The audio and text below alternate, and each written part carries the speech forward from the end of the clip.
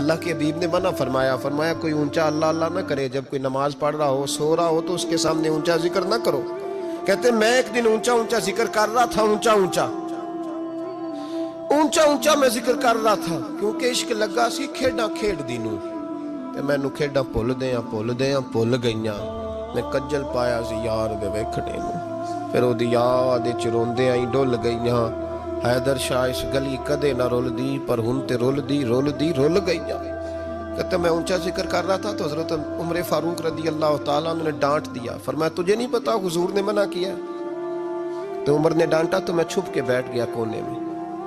حضور آئے نا نماز پڑھانے تو محبوب نے پتہ کیا وہ عبداللہ کدھر ہے؟ کہتے میں کونے میں تھا، حضور نے فرمایا کیا ہوا؟ تو میں رو پڑا، میری عزت بڑی تھی نا مدینے میں، کبھی کسی نے کچھ نہیں کہا تھا۔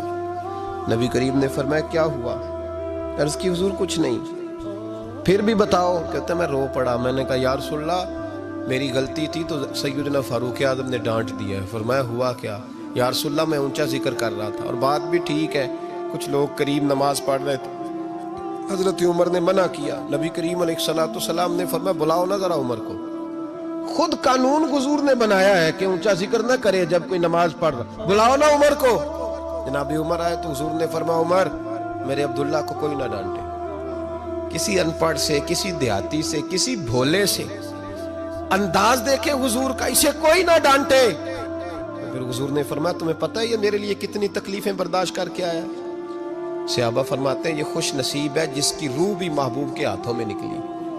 اور جب جنازہ اٹھا تو حضور کی داڑھی سے ہم نے آنسوؤں کے قطرے ٹپکتے دیکھے۔ مدینے میں رواج تھا کہ قبر میں قریبی عزیز اتارا کرتے تھے، پر ان کا تو مدینے میں رشتہ دار ہی کوئی نہیں تھا۔ حضرت عمر فاروق اور جناب ابو بکر صدیق کہنے لگے ہم قبر میں اتارتے۔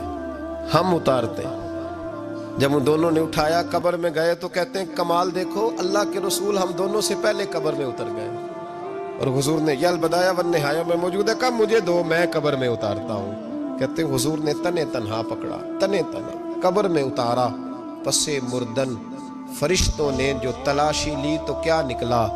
فقط ایک دل کے گوشے سے خیال مصطفیٰ نکلا۔ نبی کریم علیہ السلام نے قبر میں رکھا اور ساتھ فرمایا اے اللہ میں آج شام تک اس سے راضی تھا، تو بھی اپنے کرم سے اس سے راضی ہو جا۔